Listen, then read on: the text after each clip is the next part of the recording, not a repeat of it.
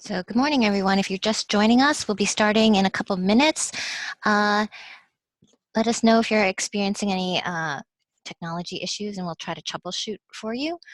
One of the icebreaker questions we have in the chat box right now is, what was your biggest takeaway from session one? So if you are just waiting around, maybe you can discuss with your teammates any aha moments that you had from last session, and write it in the chat box. Also, if you are joining us, we'll be taking attendance too. When I get that for you.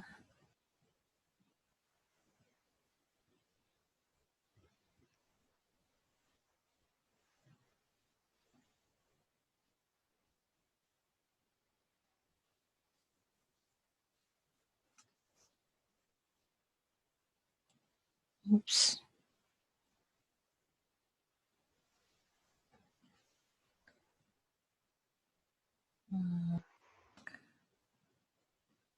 Good.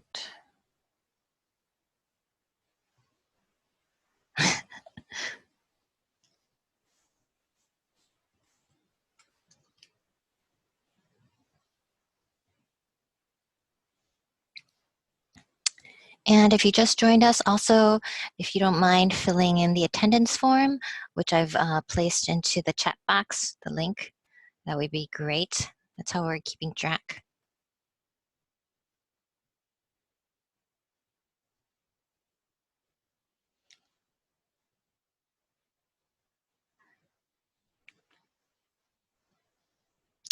And we have members from Illinois State Board of Education, Angelique and Shannon, welcome.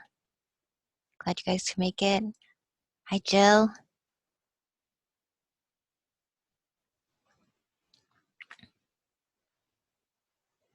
Okay, so this is Fannie Lee. I'm with the Midwest Comprehensive Center. I'm a project specialist. I used to be based out of Naperville, and now I am remote. I was previously working on the Illinois Center for School Improvement, so some of your names are very familiar to me, as some of your districts receive services from Illinois CSI. I just wanted to welcome you guys all to the Transitioning to Competencies 3-session problem of practice series developed by Building 21. We have today Sandra Mamuchis and Tom Gaffey from Building 21, and they are going to facilitate us through the next couple of sessions. Today's session is session 2, and it's what are the different ways to transition to competencies. So we're going to be unpacking that today.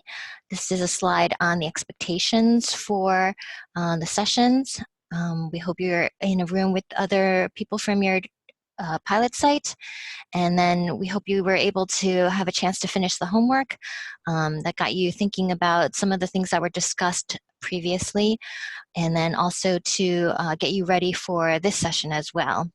And also, a 1 hour of coaching time will be made available to you to work with Tom and Sandra or Sandra.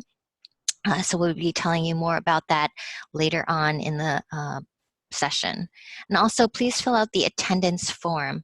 I put a link in the chat box, and I can put that back in after. So if you could just put in your name and the pilots that you're from and the district in specific, that would be great. So now I'm going to give the time over to Tom and Sandra. Hi, folks. Welcome back. Thanks for joining our second session.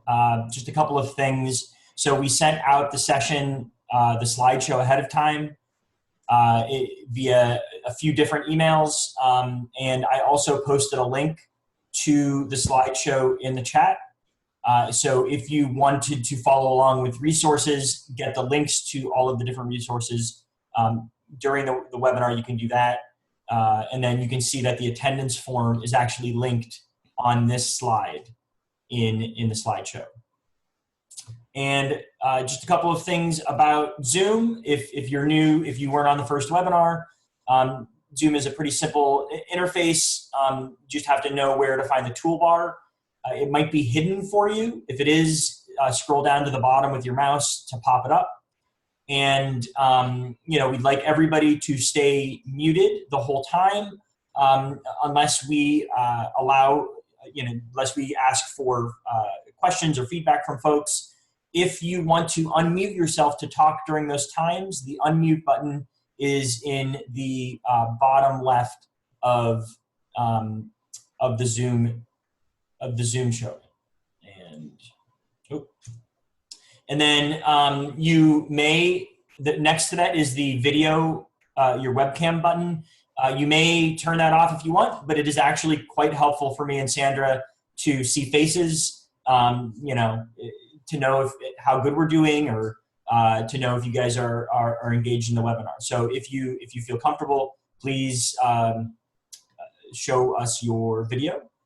And the chat is often found as a big button in the middle, and you can bring up the chat, use that to ask questions. If it is hidden for you, there's an ellipsis that will show up on the bottom of your screen where the chat would normally be. Just hit that ellipsis, and a bigger menu will come up, and you will see the chat. And just so you know, we are recording these webinars.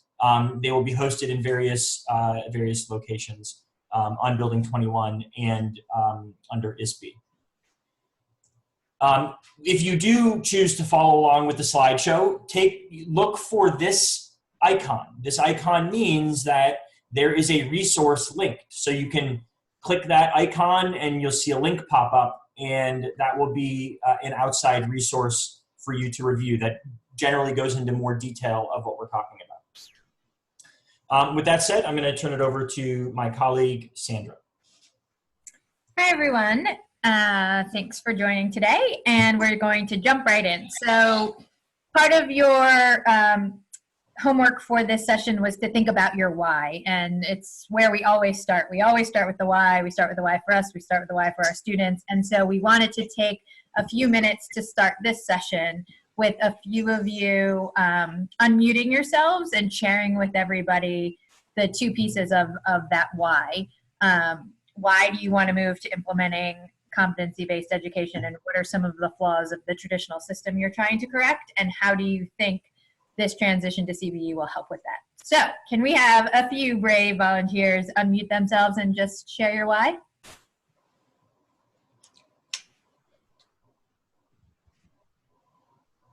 Did I unmute myself?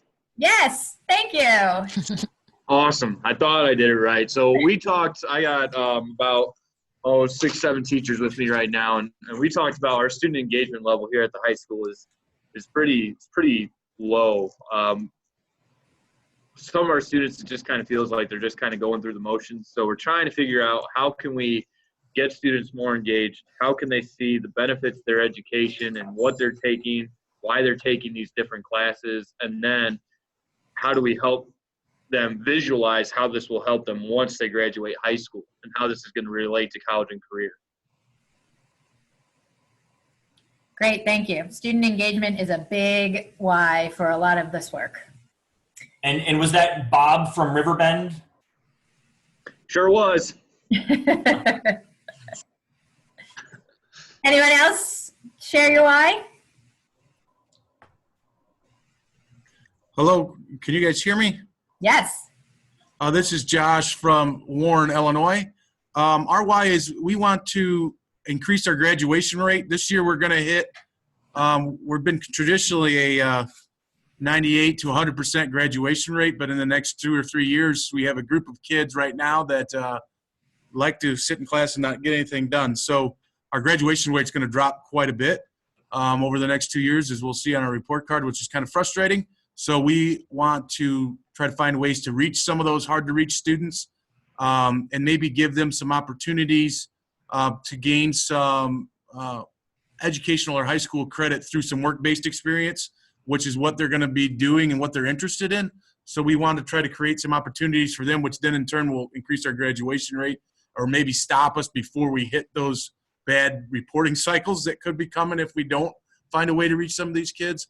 And then also on the opposite end of that, we want to create some more opportunities for our higher level students too, to have, some more dual credit opportunities to graduate high school with associate's degrees and different things. Or what we're really looking forward to too is a work-based certification from our tech school. We have a local tech school that we can utilize to get, well, they'll graduate with a degree in welding, if you will. So they can get placed in the job market right away. So those are kind of why we want to do it, just basically to create more opportunities for our students and to help them have the skills to be successful later on in life. Great. Thank you. Yes, personalizing pathways, something that CBE really allows you to do differently when you start breaking down a lot of those traditional structures. Thanks so much. How about one more? Hi. Melissa, I saw you on mute. All right. I'm from Main Township 207, which is just outside of Chicago, kind of near O'Hare. And we're a pretty progressive district, so we've done a lot of things over the last several years with assessment literacy, talking a lot about career pathways. But I think the competency framework gives us a framework for putting all of those things together so they're not so siloed. So that's kind of what we're looking forward to. Great. Thank you, everyone, for sharing and for sort of getting us to remember why we are doing this work, and that helps us move into the content for today's session. So one of the things, we take your evaluations very seriously, and as Tom mentioned on our last webinar, we're really new to webinars, and so we want to make them better. And so thank you to everyone who filled out your evaluation. And some of the feedback that we received was we needed to go slower. I'm a very fast talker, so apologies. And that it would be helpful to sort of have some more time for processing questions and some concrete examples. And so we are going to try to do that today. So if we ever get ahead of ourselves or you need us to pause, feel free to drop something in the chat, and that'll help us stop and give you some time to process. But we also want to do a little bit of a review from the last session, just to make sure we can provide some of those concrete examples about those foundational pieces to moving to competency-based education. Tom, can you move the slide forward? So for those of you who may have not been on, one of the things we did was just review the ISBE requirements for a competency-based model, and so we wanted to make sure everybody had that, and that's in the slide for you to use as a reference. And then one of the things we talked about last time was the 16 quality design principles, and this was an optional piece of your homework to really go into that document we linked in as a resource last time, and to start thinking about how you can plan for some of these design principles when you're designing your model. And so we just wanted to revisit these. We're not going to go through the actual design principles, but we thought we could provide some prompts for you to think about as you're designing these really foundational pieces of your model. One of the things we talked about last week was when competency-based education started, it was really much about like the competencies and the policies and replacing grading. And these design principles came out of realizing this was so much more of a transformational movement, and all of these really essential pieces needed to be addressed.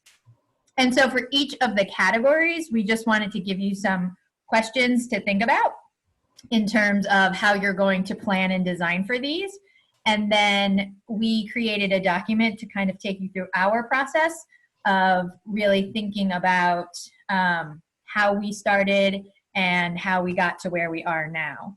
I'm just going to kind of go through our process in like a minute, and you can read that on your own. And then I really want to take the time to give you some concrete examples of how we answered some of those questions that are on that slide. So when we started, we had to determine our why. Why are we called to this work, and why do we believe this is the right thing to do? And it really came from a place of equity and all of us having experience where school wasn't working for all kids, and it was working for some kids, but not many kids, and we wanted to figure out solutions for that problem. And so we worked on our mission statement and came up with a set of core values to guide our work to keep us all connected in what we believe. And then we took ourselves through a design thinking process, and I linked in the toolkit we used into this document to really make sure we had framed the problem and that we were actually engaging with families and students and teachers to truly understand what the problem was and what the solutions we needed to create were. And that led us to create our theory of action: passion plus agency equals impact. And from that, we created our own set of design principles. So before Competency Works had their 16 design principles, we kind of had already come up with 10 of ours that we really used to guide our work.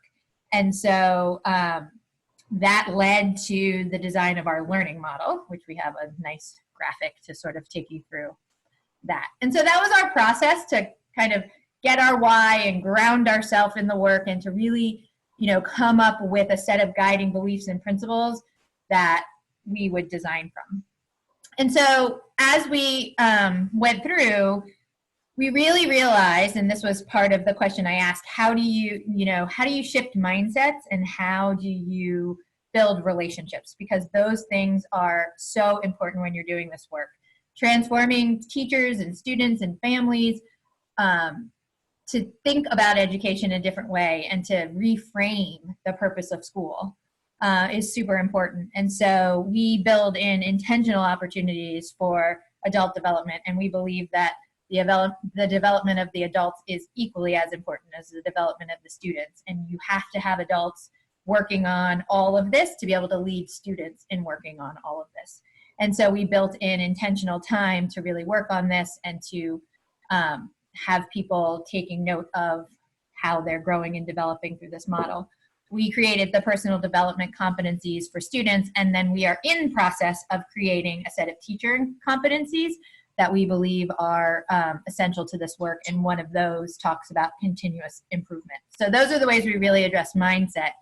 And then as far as relationships, we believe in a couple minutes, covering Sylvia, she just went to the restroom. that we strongly believe that relationships are the foundation of this work. And so some of the concrete ways that we address relationships are through an advisory model where students stay with the same advisor for 4 years, and that advisor is their advocate, and we ensure that students are known and cared for by adults in the building. And then we have ongoing training and implementation of restorative practices and trauma-informed care and instruction, so that we are really addressing the needs of the population of students that we have, and we are using best practices to address the trauma that they've come with, and also to be able to engage them in the learning. And then we are also working on, as far as our teacher competencies go, what does that mean for teachers to build these relationships? What does that look like? And what is the responsibility of the advisor? And so those two competencies are in the works now to create that same ability for teachers to see exactly what the indicators of success look like. One of the other questions we talked about was, how do you, design or adapt or implement an instructional model that has learning be relevant to students and then has all these opportunities for really meaningful application of learning in authentic contexts. And so our answer to that was, we designed what we call our studio model. And it is a cycle of instruction that starts with a relevant problem frame and a set of competencies where teachers design a performance task, and then they use the backwards design process to unpack that and to really be able to address the skills that students are going to need. And they go through investigations of really relevant content that addresses the problem frame that leads to their culminating task with lots of opportunities for revision. And then we try to provide them authentic ways to implement their learning and make an impact on their community. So that was how we took, kind of our design principles and our learning and created our studio model. I'll add one thing. So doing this is hard, and doing this with teachers is hard, and doing this with teachers that might not have a whole lot of experience with project-based learning is hard. So one of the things that we knew going into this was they needed additional time. That's coming. Oh, that's coming. You're going to share that? Okay. Keep going. You're just cutting me off before I can finish. So another question we asked was about, how do you use your organizational resources and more flexibly to break down traditional structures?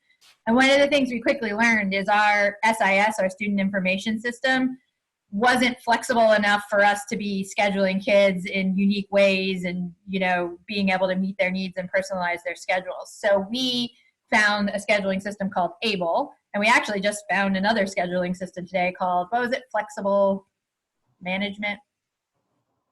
I forget, but Ridgewood is using it, which is in the pilot. So we use a separate system.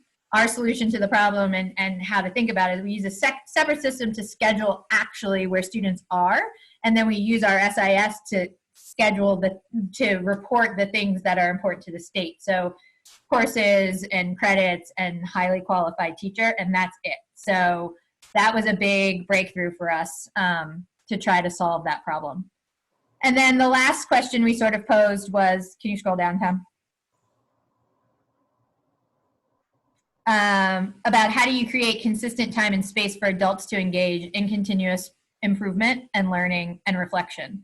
And so when we started this, we knew that teachers were going to need time to be supported in design and rating student work and using the continua, but also to really be reflective practitioners and to do that adult development piece. And so we worked out our schedule of instructional minutes to ensure that students met state requirements for instructional minutes, and we release our students 1 day a week early on Wednesdays, and they go home 2 hours early, and we gather teachers. And during that time, we do all of this really important work with adults every week, so that there's always a time to support, you know, all of the mindsets and the design work and the ratings and the norming of work within the schedule. And then teachers also, we try to arrange schedules so teachers have collaborative times during the week, in addition to that, to do this work with their colleagues. So those are some concrete examples for you about how we thought about all of these things before we started, and some during, as we learned along the way, like the scheduling system, to address a lot of those really important design principles that we know are essential to success in this model. So I'll pause there, and I thought maybe we could do two things. We could unmute ourselves again, and if anybody wants to share any ways that they have sort of started thinking about the design principles, either trying to implement them or knowing that they're really important that you want to figure out. And also if you have any questions about anything that we just shared. So anyone want to share sort of how you're thinking about some of these design principles and maybe things you're already doing that are successful?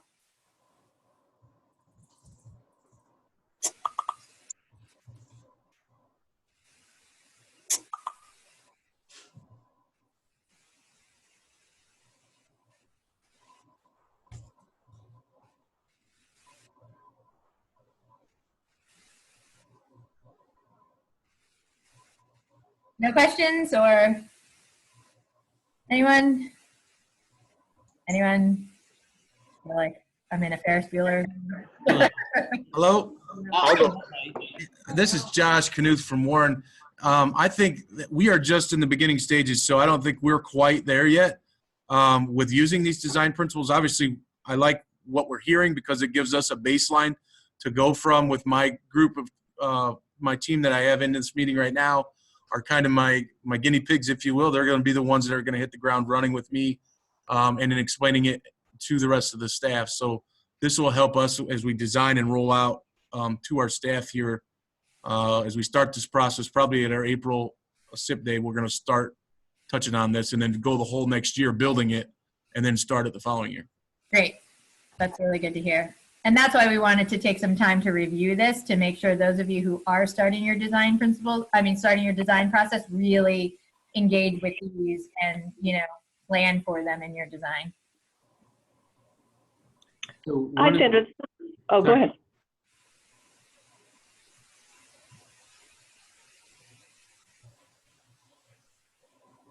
Wendy, are you trying to talk? Well, I was just going to say that I was inspired early on by one of Tom's things, which is you have to look at all the traditional structures that we use to make up school and think, which things do we have to get out of the way? Which things do we need to add on to? Which things do we need to change?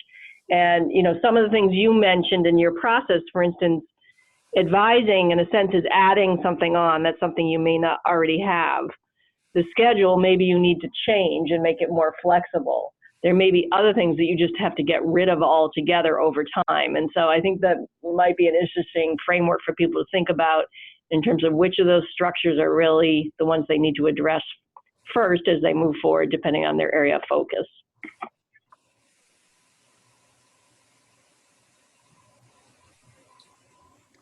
This is actually Sean, not Melissa. I was going to call on you, but I didn't want to call you Melissa. That's okay.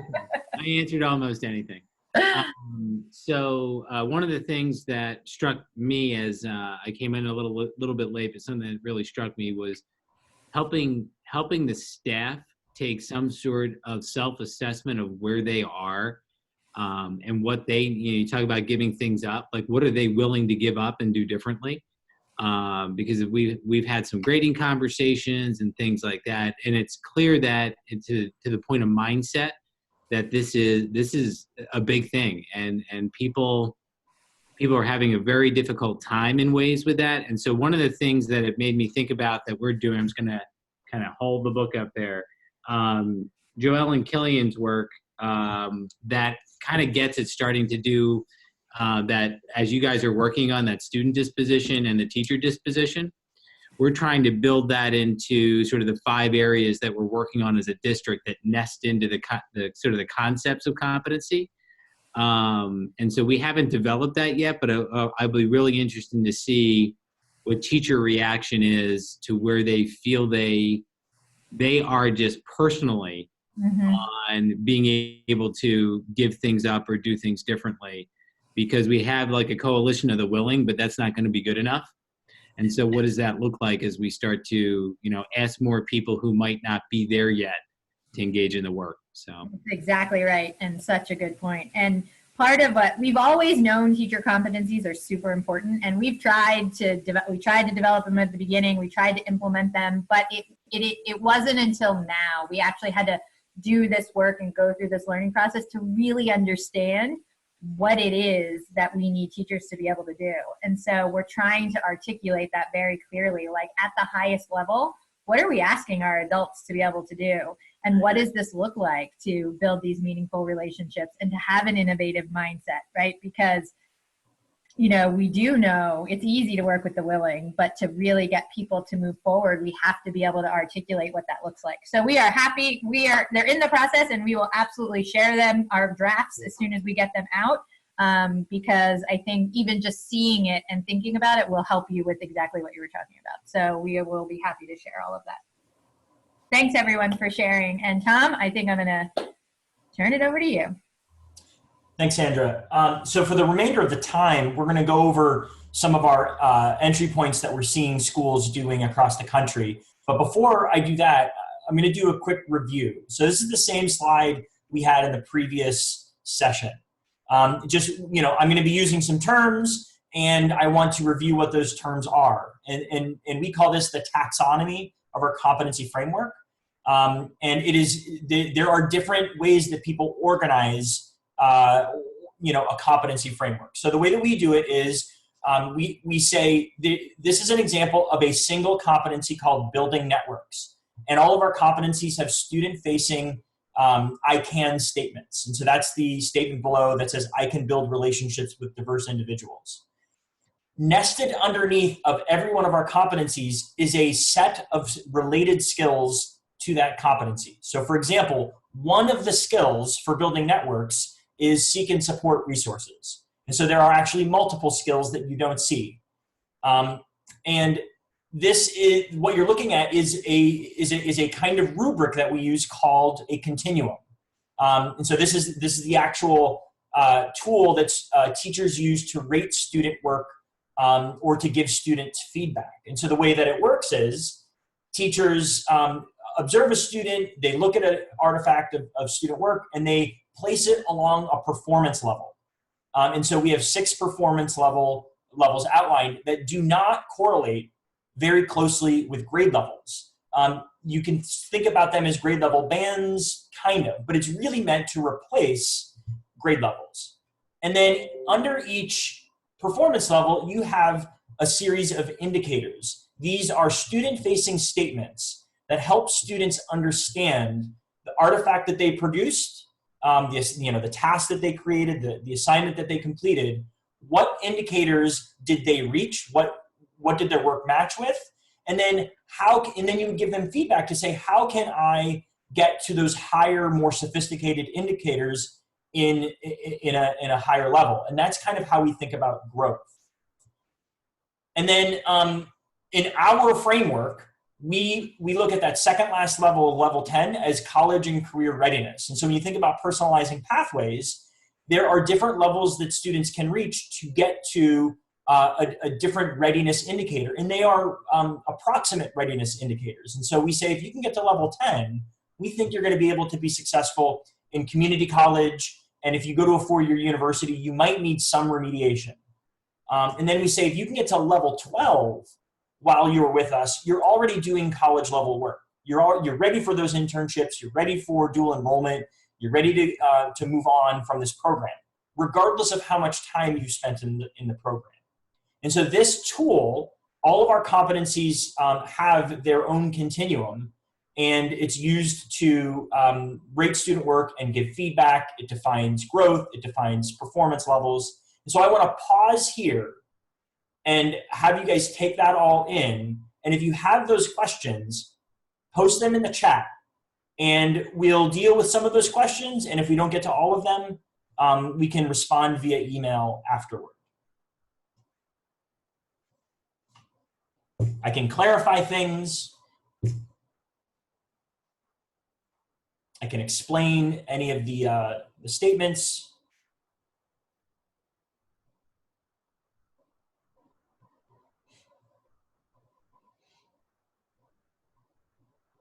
Maybe I explained it well enough that nobody has any follow-up questions. That would be awesome.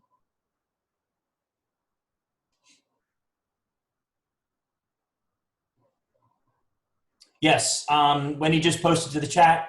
If you are good and you understand it, go ahead and give us a quick little note that say, we got it, we're good. Just give us some feedback.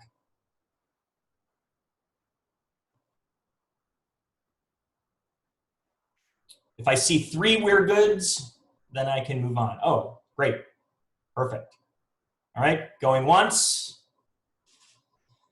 Okay, cool. So now we're going to jump into hopefully some very concrete entry points into this work. And I'm gonna go much slower and give you guys opportunities to sort of process and think about each one. So here are the 6 entry points that we've observed, we've tried, we've witnessed, we've helped people implement. And there are some of the sites on the right that are in our network that are doing this. And so you'll see some familiar sites. Ridgewood High School is not a Building 21 affiliate, but we've actually worked with them with their implementation strategy. And then Kankakee High School, they're both in the first cohort and doing some level of implementation with our particular flavor of competency-based learning. And then Building 21 Allentown is one of our lab schools that we open and operate. And so we just wanted to, you'll notice that you'll see Building 21 Allentown and Kankakee in many of these, and that's because both of those schools are doing a full school implementation. So that's why you're seeing them show up. And Vista Charter is another one of our affiliates that we work with in Colorado. All right, and so we're going to go through all 6 of these. So the first one is you would strategically find teachers that are excited about this work, and then you would say, all right, what are their content areas?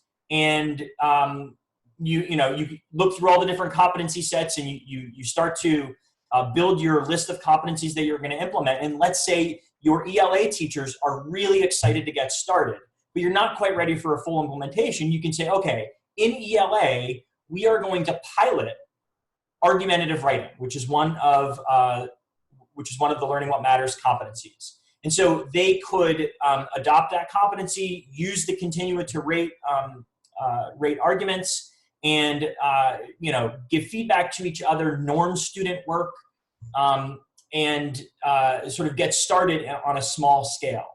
And so one of the things that is required to do this entry point is when you start designing activities and units and tasks for students, those tasks really need to be aligned to what's called performance-based assessment. And when we say performance-based assessment or performance tasks, we're talking about a very specific kind of assessment where students are asked to create some kind of artifact or product that that sits on the higher level blooms or higher level web depth of knowledge. So they're applying, they're evaluating, they're synthesizing, they're publishing, they're collaborating on some kind of product. So if you want to take an example where, let's say you read a story or a book, if you give a follow-up quiz or test where students are asked to recall different facts or characters from the book, that is not a performance-based assessment because they're just recalling information from the book. But now let's say you're asking them to produce their own narrative writing, their narrative essay. Now they're creating. And then the next level above that is, what if you're now asking them to implement it more authentically? They're going to publish their story in maybe an anthology that the class collaborates on, and they sell it at the local bookstore. So those kinds of tasks, those are the performance tasks that competencies assess. Performance tasks or performance-based assessment. And the idea with this entry point is teachers that are really excited start designing performance tasks and start adopting some subset of those content area specific competencies. Pause there. If you guys want to synthesize any questions in the chat, go ahead and post them in the chat. Sandra's looking out and she's going to interrupt me if she wants to pause for a question. Okay, and then just some things to consider as you are thinking about this entry point is how you adopt argumentative writing continua and you start rating students and you start placing them on those performance levels. What's going to happen to those performance levels? We call those ratings. So what's going to happen to those ratings? Are they going to go into some kind of tracking system? What is that tracking system? Are you going to try to convert it into more of a traditional grade or traditional points? That's fine. How are you going to do it? What's the plan there? It's a really complicated question, especially if you're not using a competency-based tracking system. And then, just to circle back with one of the things Sandra said, do teachers have enough time, all those ELA teachers, to collaborate at any time during the day to be able to design those performance tasks or to take a look at student work that they produced and norm their ratings against each other? We had someone ask for an example for math. Oh, sure. Great example for math. So we have two math competencies. One is mathematical argumentation. So what if you're doing a linear functions unit and you take, let's say, some carbon dioxide concentration data, how much carbon dioxide is in the atmosphere over the past 20 years. You graph a scatter plot, you do a line of best fit, you find that line, and then you say, all right, once you go through that process of solving this complex problem, now predict when the amount of carbon dioxide is going to reach a dangerous level. What year is it going to be? And students use those sort of basic algebra skills in order to make a prediction and then to write an argument about different things that might need to change to decrease the amount of carbon dioxide concentration. And so the idea would be that students are using math to defend a solution that they've come up with. The question about revisions. Revisions is a huge piece of our model, and we believe that that should be built into the learning. So yes, we try to encourage students to submit drafts and get continua-based feedback so that they can improve upon that and submit that again. But we also then let them do different tasks to provide opportunities in a different context for that same competency so that they could show growth and raise performance levels. So both of those actually. But yes, if you could see, Tom just pulled up our studio model. There's always a revision cycle that happens with peers, with adults, self-assessment, all of that. Yeah, and just to say what this could look like is all this is a unit. The beginning, middle, and end of a unit. It's just a very kind of specific language, and then revision is built into all of our units. And then a quick question about the continuum being just in high school versus K to 12. The way we think about it is these levels span from the beginning of school to college ready. And so a lot of our teachers in high school will just focus, like kind of condense the continua and just take like kind of the certain levels that kids are working on. So instead of showing the level 2 always, they might pull like 6, 8, 10 and say these are the areas that we're focusing on. So it's sort of like taking a piece of it, and a lot of our teachers put that right on the task and say, here's the levels that you're working on. You know, you might be anywhere from 6 to 12. And so that's how we kind of address, instead of using the whole thing because it's big and a little bit unwieldy, we try to help kids focus. And then some teachers even individually put the level students have identified that they're working on. So if they say, I'm working on 6 and trying to get to 8, they put those 2 pieces on for them. Okay. All right. Yep. Tom, this is when, before you move on from this, from that last slide, I just want you to clarify for the group the notion of the entry point. And in this particular example, are you suggesting that, for instance, you could start as small as 2 teachers who are both teaching Algebra 1, you know, getting together and deciding they're going to try this out as an approach for offering Algebra 1 to students in the school or something along those lines?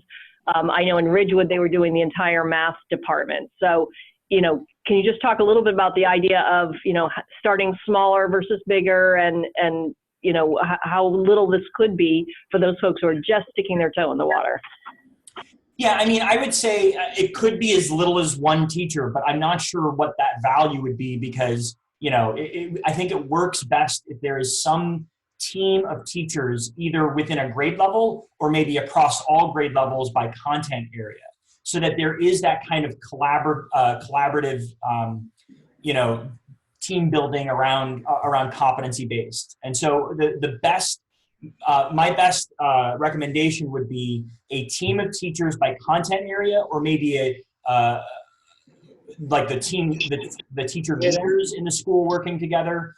And it could be as small as 2 or 3 teachers, depending on the size of the school, but just as long as there's more than just 1 person trying this out in different classrooms.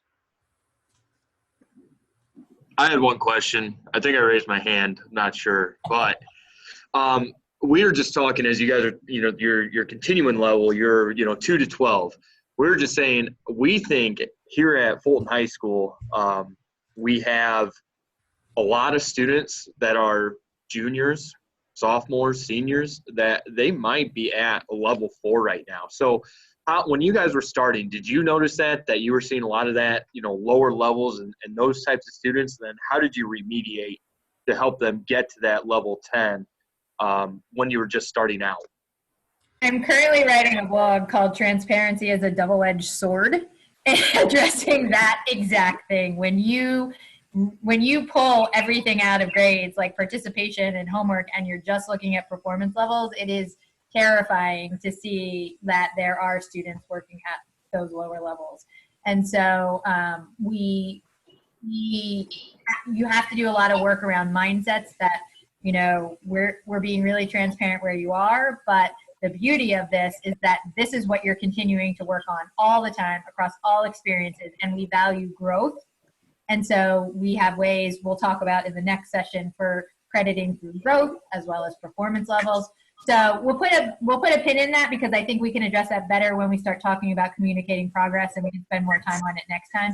But it definitely is something that we have seen everywhere. Thanks.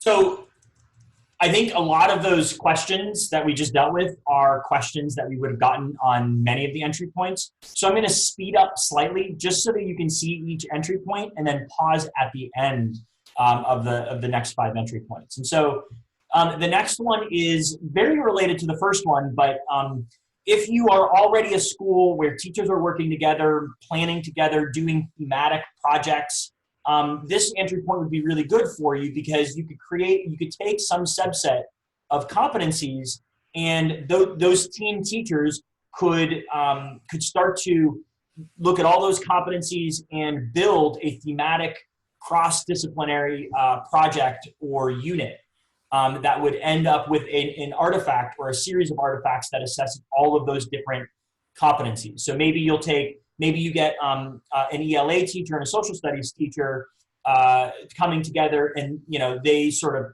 combine a unit into one, and then they are writing an argument analyzing the historical context of a current event with some previous event. Or you could do a whole grade level that might be focusing on something like project quality or collaboration, and you could design those shared experiences in one unit where they're doing those things. And so that's a very common way to do project-based learning in a school. We're saying now you can start to assess those project artifacts with those competencies. And just an example of a school that's doing that is Kankakee is thinking about their implementation this way, where they have a team of teachers, 4 teachers, that are given a huge block. They call it a big block, where those 4 teachers can actually take that 3-hour block and schedule what that 3-hour block can look like, 45-minute periods or 90-minute periods, but getting teachers to work together and have a lot of ownership over that process. And then the same things to consider. If you're gonna rate those competencies, how are you gonna track them? Designing performance-based assessments rather than those lower level Bloom's assessments. And then absolutely must have time for that team of teachers to collaborate and design with each other.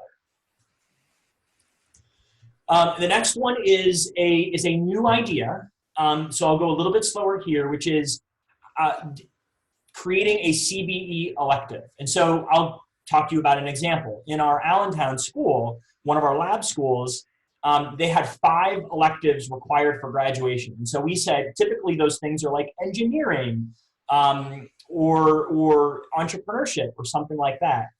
Instead of those electives being coupled with a time-based course that students have to go to and complete, we're saying no longer have those electives and make those electives competency-based, where a student has to go through a series of experiences and they start to fill that bucket of by mastering these competencies. And so maybe you take one of your elective credits and say make it habits of success.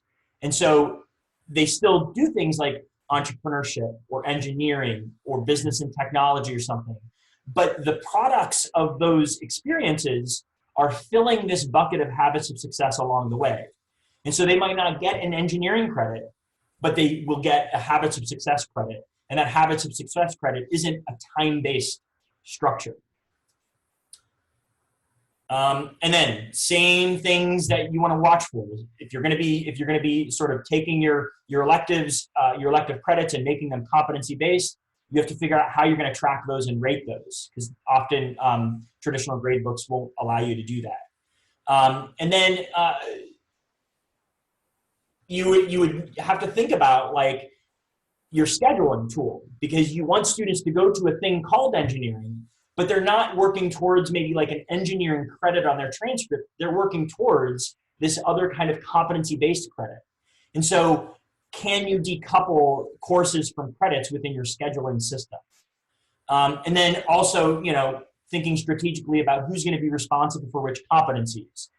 The more direct you can be about the competencies that specific teachers are doing, the easier you can map that out so that students are having those opportunities to fill those buckets. And we actually call that process road mapping.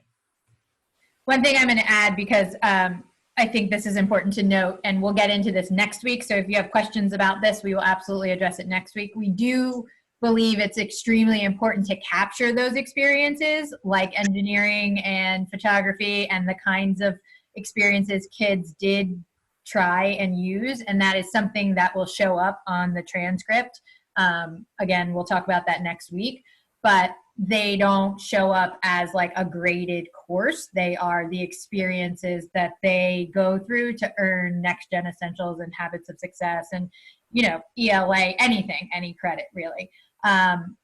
So we don't want you to think we're not capturing the experiences, because we do believe that's important to show a student's pathway. The next entry point is not actually competency-based. They're called wayfinding. So in the field is starting to call wayfinding the skills and experiences students need in order to navigate their wayfinding decade, which is this rough timeline that young people go through where they have to go to college and work at the same time, and then they might get a degree, but they can't get a high-paying job right away. So it's that 10 or so years for students to reach gainful employment. And they might have to be like an Uber driver for a little bit. And it's a really complex process. Excuse me. And so how can we start to give students those skills and experiences? So a lot of those things you guys are already doing. Students are doing career surveys. They're building a resume. They're doing college visits. They're doing post-secondary plans. They might have capstone projects, community service. So what we're saying is usually those things have to be embedded in a course like senior level English or courses called career exposure. What if we could decouple those things from courses and track them as their own credits? And so you could say have a list of wayfinding experiences, and as students complete those wayfinding experiences, they're building towards their wayfinding credit, which would be a credit for that's required for graduation. So typically what we see is schools will take one of their elective credits and make it wayfinding, and then come up with a list of experiences that students have to do. And as they track those experiences and complete them, they get that credit, and that is a graduation requirement. So again, you have to figure out how that stuff is going to be tracked. Oftentimes it's best to have these things as like pass-fail or maybe a simple rubric. Because like I said, they're not competency-based per se. They are more experience-based. And then the last two are kind of related. So this one is full school implementation. This is the most daunting one. This is the one where we would say it's best to grow a grade. You would never want to try to do this with all of your grades at once. So for example, our Kankakee High School is transitioning their high school, starting with grade 9. And you are essentially replacing all of your traditional courses with competency-based credits. So you no longer have a thing called English 2, you just have ELA competencies. And this is the hardest one to transition to because there are actually not many systems, learning management systems, grade books that are purely competency-based. Many of them still force you to think about courses. So what we say is, what if you could replace courses completely and just have experiences that fill up a competency-based credit? And then there's lots of workarounds for this one that you have to do. You have to think about things like NCAA eligibility requirements, state reporting rules. You have to make sure you have a really good relationship with your school district because some of those workarounds have to come from their end. It is the most complex part of this. And so we wouldn't recommend this for very many places. We would recommend this over a series of time as you start to build capacity with the other entry points. And then the last one typically happens from a state or district level where lots of people are developing a portrait of a graduate, which is essentially like a narrative description or a series of skills, almost like a case study of what the ideal graduate would look like from our schools. So this is states like Idaho and South Carolina have done this, where they took their portrait of a graduate and developed 10 to 12 overarching competencies that cover portrait of a graduate. It allows schools to start tracking progress in those competencies.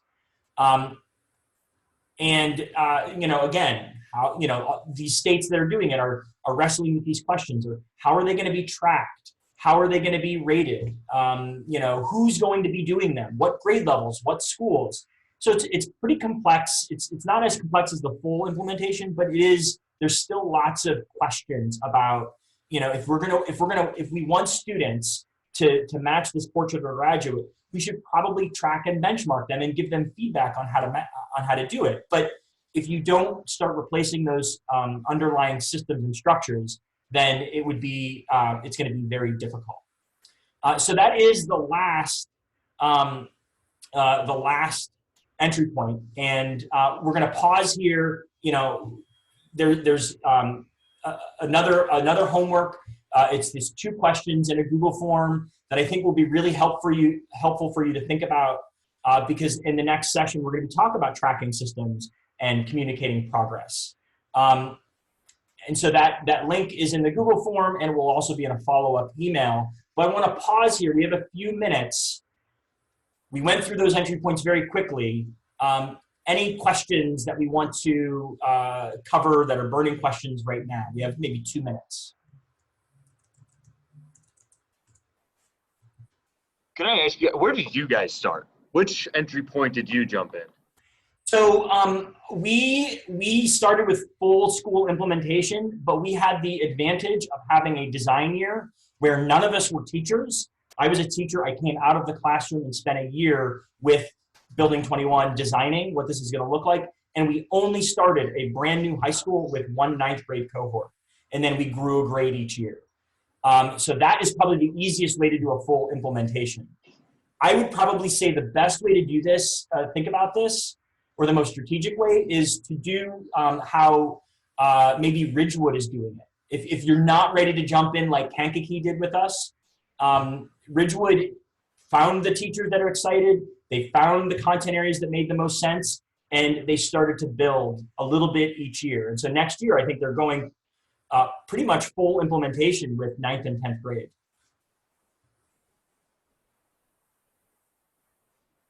And next week, we're going to give you time. We know that was a lot, so we want you to have some time to look through it. And Tom's going to go over what the homework is, but also know we're going to start the next session with sharing your thinking around entry points and having time for review. So we want you to be able to process this over the next week, but we will start the next session with some sharing, some questions, and some talking around this. So don't feel like we're leaving this and then not coming back to it ever. We will definitely start that way next time. Yep, and so your homework is which entry point do you think best fits for you? Do you guys have an entry point that you've been working on that we didn't cover? We'd love to know what that is to include it in our list. And then what's a first step that you think you're going to take? It doesn't have to be exactly, but just to get you started thinking down that path, and you can submit it on that Google form, and that will help us sort of start off that next session. And then our next session, as we said earlier, is going to be focused on tracking systems, good ways to track progress. You're going to see very concrete demonstrations of what some of our schools are doing. And I'll give you a list of some other systems that we are not affiliated with that we think are worth checking out. And then I think with that said, we're going to turn it over to our facilitators to finish us out. Hi, this is Fanny. Thanks so much, Tom and Sandra. As we stated at the very beginning of this whole series, each of you that are registered as a pilot site will be able to access 1 hour of coaching with Building 21. And we have a sign-up form for that. The link is in the resource, as well as there's a Google link that if you click on it, it'll show you a page where you can go to sign up your name, your district, and for now, we would like you to put in your preferred time in the notes section. So I'll send you all the link with an updated look to the form so that you can put in the notes section on the very right-hand side, the dates that you prefer. And then they can, in the description area, what you would like to, when you would like to meet with Tom and Sandra. This has been offered to the other cohorts, but you will be able to have access to Tom and Sandra specifically. And at this time, we'd really like that you fill out the evaluation. Let me put that in the chat box. I just posted it. Oh, Perfect. Yeah, please fill in your evaluation. Like Sandra was saying, we do take these evaluations seriously, and it helps us to, know how to adjust the tempo and the tenor of the presentation. If we're going too fast, if there's certain things you want to focus on related to the topic, we can do that. So please fill in your evaluations. And also, please do let us know who's attending, especially if you're in a group. Let us know who was with you today. And so thank you very much for joining us. And we hope to see you guys next week, Friday, at the same time, 10 a.m. Central. And thanks a lot. Thanks, everyone. Thank you. Thanks, everybody.